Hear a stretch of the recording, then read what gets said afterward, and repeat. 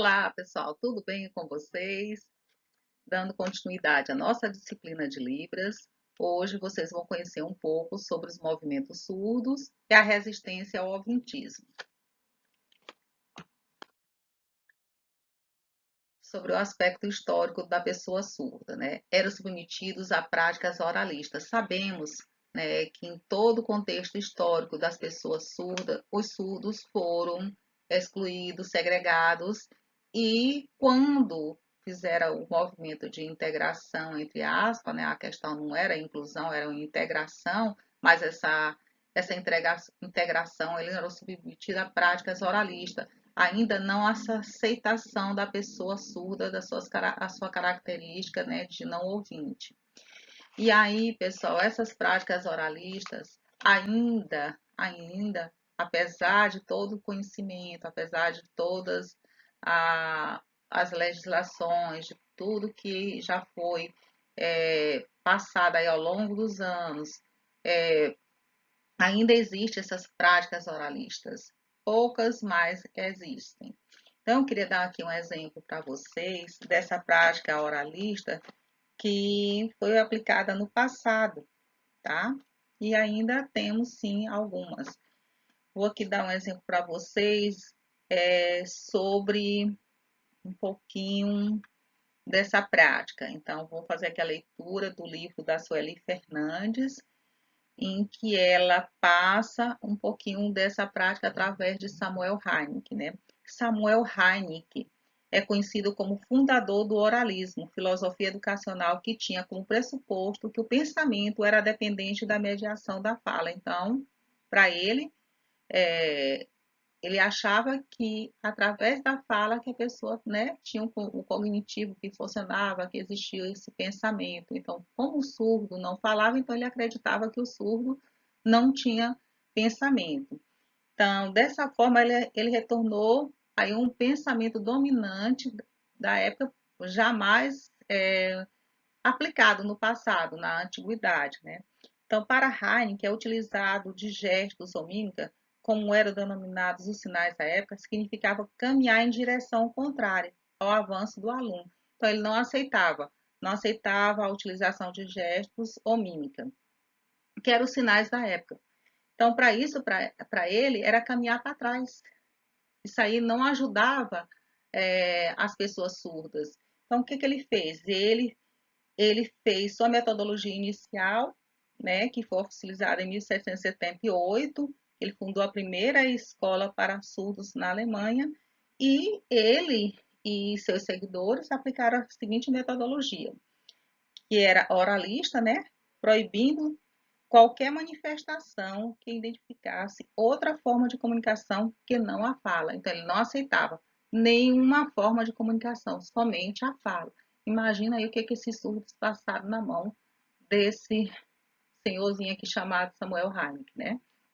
Então, nesse contexto, foram praticadas inúmeros atos arbitrários movidos, né, com intenções nobres, né, em nome do progresso ou da defesa da sociedade, avalizados pela palavra da religião ou da ciência.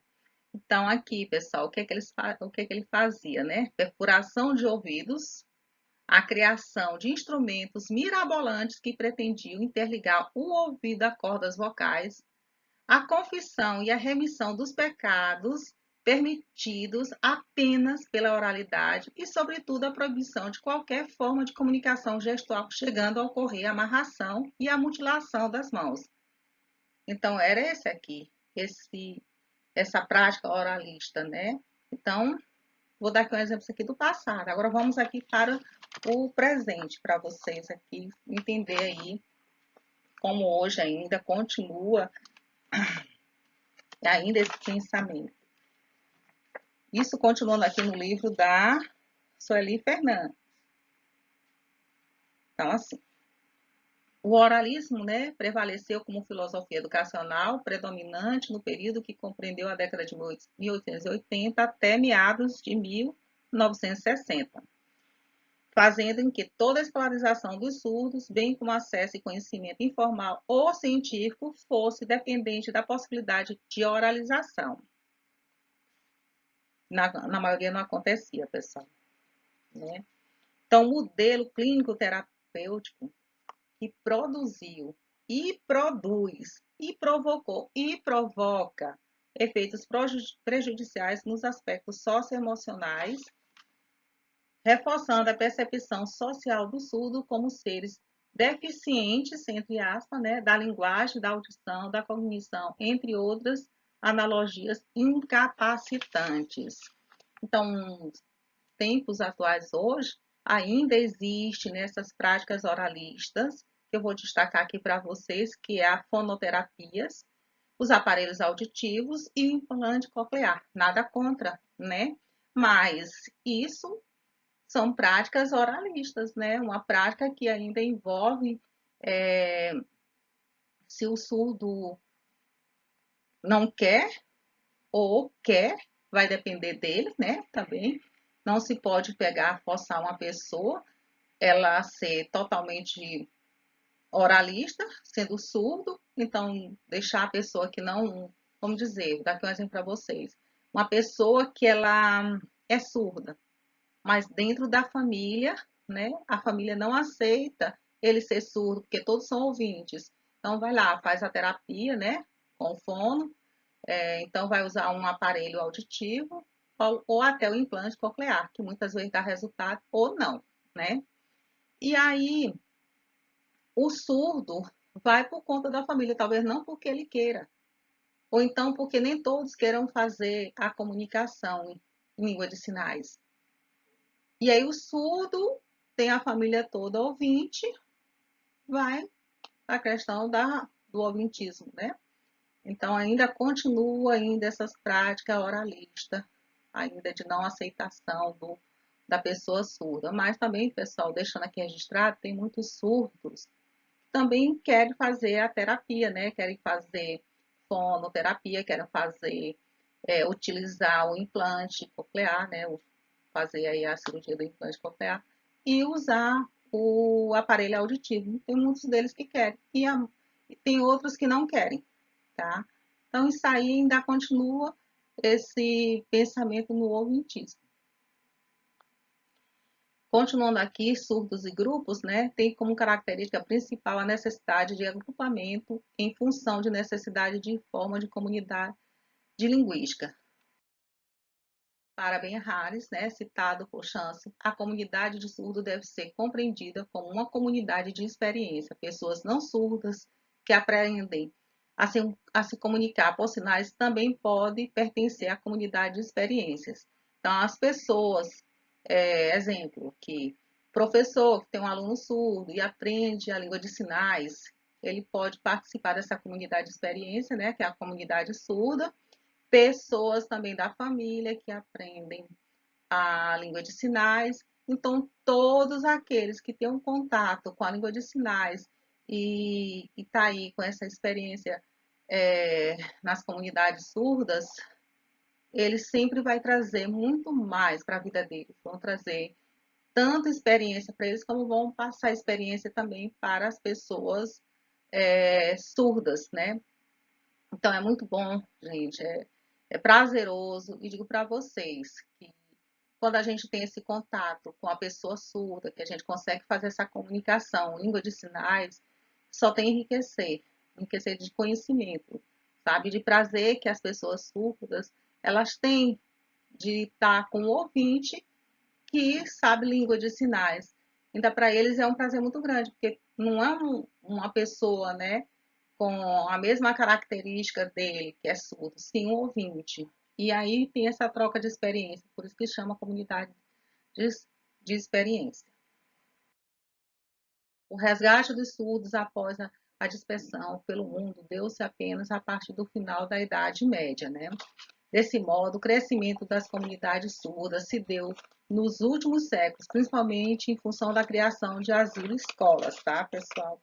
E aí, pessoal, esses asilos e escolas que foi em 1820, se eu não me engano, e essas, esses asilos e escolas em diferentes países, né, foi como modelo de educação, E esse modelo de educação, segundo a política de segregação, daqueles que podem apresentar ameaças à vida nas colônias. Então, para eles, eram pessoas loucos, vagabundos, criminosos, né?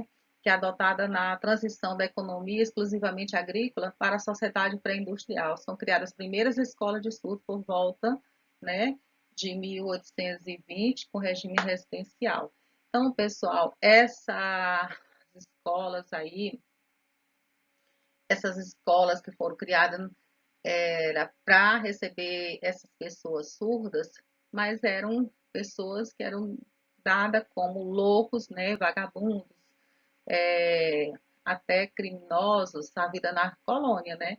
Eram esses lugares aí que as pessoas surdas iam, né? Então, era adotada essa transição de economia exclusivamente agrícola. Por quê? Porque lá eles eram colocados para cuidar de uma horta, né? Para cuidar de uma plantação. Então, para eles, o tratamento era esse daí. E esse lugar que eram essa vida nas colônias, esses asilos, escolas, eram para ser colocado pessoas dessas características loucos, vagabundos, criminosos, etc., e pessoas surdas, porque essas pessoas surdas, eles se identificavam como pessoas que não eram pensantes, né? Como fosse uma pessoa que tinha um problema mental. Então, aí até loucos eram dados, características como loucos. Agora a gente vai falar um pouquinho, né, sobre o Congresso de Milão, que é um marco histórico para, para as pessoas surdas. E aqui fala um pouquinho no livro da Sueli Fernandes, procurando aqui um capítulo para falar para vocês aqui sobre as encontrei, pessoal. Tá, deixa eu ver aqui.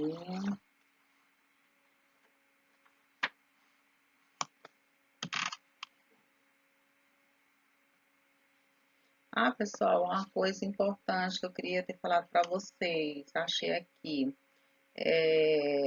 Também a medicalização da surdez, né? Que o objetivo maior da medicina na época era corrigir as normalidades, né? Proceder à cura e evitar manifestações das diferenças.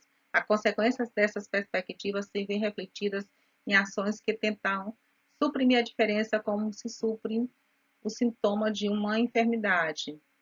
Então, essa medicalização, né, da surdez significa orientar toda a atenção à cura do problema auditivo, à correção de defeitos da fala, ao treinamento de certas habilidades menores como leitura labial e articulação, mais que interiorização de instrumentos culturais significativos como a língua de sinais.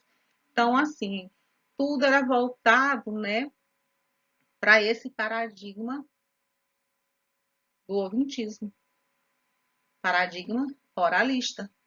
Então, tudo isso aí era voltado para não aceitação das pessoas surdas. Então, eu achava que isso aí era um problema, né? Era um defeito.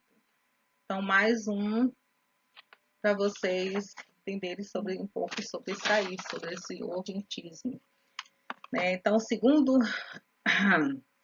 o Congresso de Milão, né?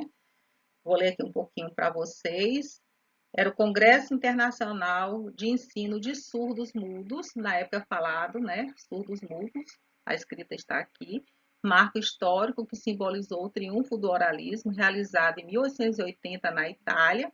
No evento, representantes do mundo todo, em sua maioria não surdos, né? Aprovaram o método oral como o mais eficaz para a educação da pessoa surda, né? Então, aí, pessoal, foram 100 anos, pessoal, sem ter direito as pessoas surdas fazer a comunicação na língua de sinais. Então, continuando aqui. Os alunos surdos foram proibidos de usar sua língua potencial e obrigados a aprender a falar independente de suas possibilidades para alcançar êxito nessa tarefa. Nesse contexto, não havia mais espaço para os professores surdos, pois, sob a nova ótica, os ouvintes seriam o modelo ideal para os alunos. A proporção de professores surdos nas escolas, que chegava a 50% do corpo docente, em 1850, caiu para 25% nas passagens do século XX para 12% em 1970. Segundo Sachs, 1990, página 44, né? Aqui citado no livro da Sueli Fernandes. E a perseguição que foram submetidos a posições gestualistas, principalmente após o Congresso de Milão, afetou severamente a comunidade de surdos em toda a Europa, em todo o mundo, pessoal. Então, aí, o Congresso de Milão fez esse movimento oralista predominar mesmo durante 100 anos. 100 anos. E aí, pessoal, só prejudicou, foi um retrocesso na educação, porque todos eram proibidos, né? Não pôde fazer nenhuma comunicação através de gestos, língua de sinais, qualquer forma, tá? Então, só para vocês terem ideia, né? Apenas a delegação dos 5 professores americanos, aliados a um professor britânico, votaram favoravelmente. E a continuidade do método gestual. Em oposição, os mais de 150 eleitos presentes votaram contra, né? Votaram contra o método gestual, que hoje a gente chama o método língua de sinais, né? E aí só teve prejuízo na educação. E foram 100 anos. Então, personagens que lutaram pelos direitos dos surdos, tá aí Tomás Hawks Gallaudet, fundador da primeira escola americana, e seu filho Eduardo Mine Gallaudet, que mais tarde substituiu na direção desta escola, né? Foi também dos que mais lutaram para o direito dos surdos. E a organização política do movimento surdo, que a partir de 1960, principalmente nos Estados Unidos, as denominadas minorias étnicas e culturais começaram a fazer esse movimento, né,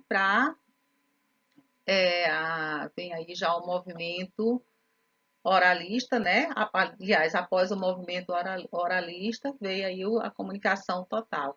E aí, pessoal, veio o movimento surdo com o objetivo de denunciar a opressão sofrida historicamente, que era um movimento que acontecia, né, que era o oralismo que predominava nessa época, quer dizer, até 1960, que veio essa organização política, veio esse movimento aí surdo para derrubar esse modelo que tanto prejudicou os surdos, que foi o oralismo, que foi o ouvitismo.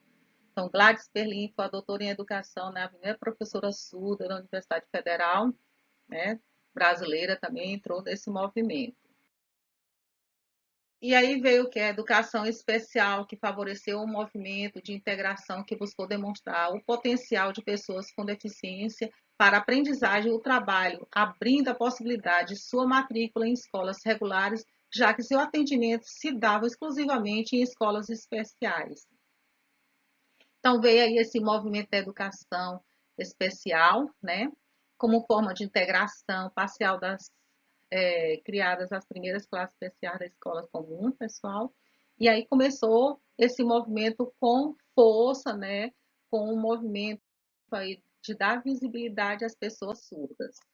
E o pioneiro, a linguística, né, já falei para vocês na aula passada, norte-americana William Stoke, né, que ele fez estudos sobre a gramática da língua americana de sinais, que o Brasil pegou aí essa gramática, né, deu continuidade aqui aos estudos, como outros países também.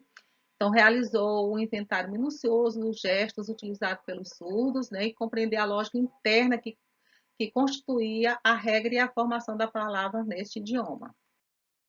Os movimentos sociais de pressão, orquestrados pelas comunidades surdas no Brasil e no mundo, levantaram bandeiras em torno da necessidade do reconhecimento de sua situação linguística diferenciada, né?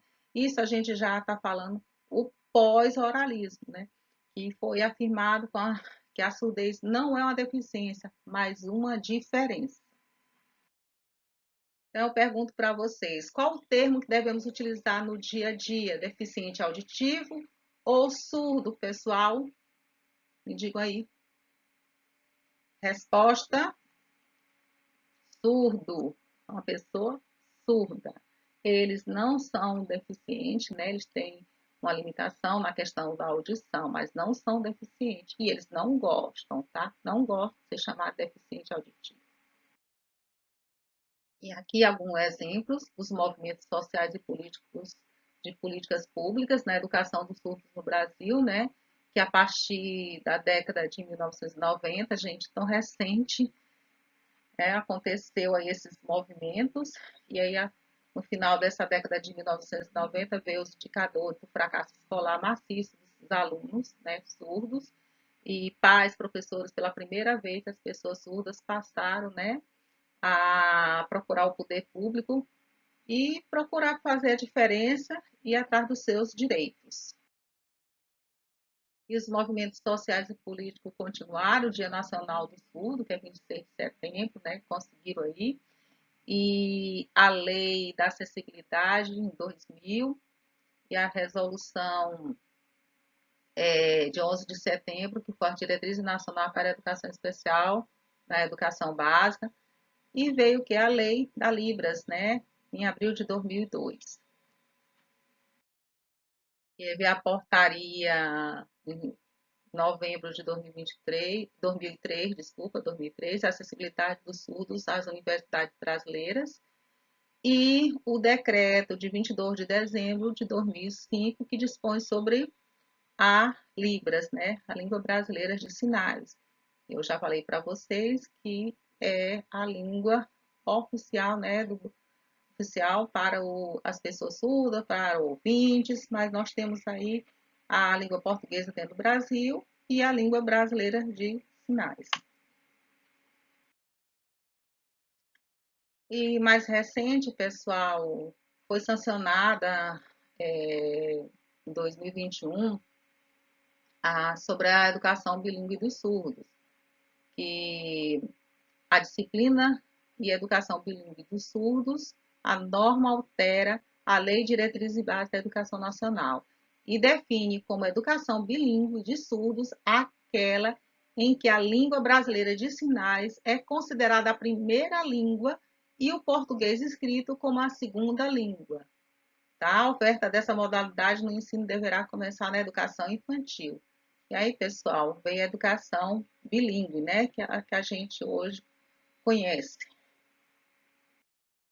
E para vocês que queiram mais um pouquinho de conhecimento, querem pesquisar mais sobre esses movimentos, né? Esse movimento ouvintista, o que foi que avançou nas políticas educacionais, nas políticas públicas para as pessoas surdas, pode procurar aqui dentro das referências, foi colocado aqui para vocês, tá? E é isso, pessoal, aqui um pouquinho para vocês da contribuição sobre esses movimentos que aconteceram, né? Mas deixou marcas nas pessoas surdas, mas hoje esses movimentos aí que vieram com força dentro do nosso Brasil a partir de 1990 tem trazendo aí para as pessoas surdas conquistas, né, e visibilidade na vida deles. Então, mais respeito, né, também. E, pessoal, assim, quero que vocês procurem mais fazer leitura. Está disponível na plataforma material para vocês complementar, tá? A essa leitura que eu fiz aqui junto aos slides. E peço a vocês responder o fórum e façam bom aproveito da disciplina que está aí, tá certo? Também, pessoal, se vocês puderem também fazer as práticas, né, em Libras, os sinais que eu já disponibilizei aí nas semanas passadas, para vocês não esquecerem, é bom, tá? E bons estudos e até mais, pessoal.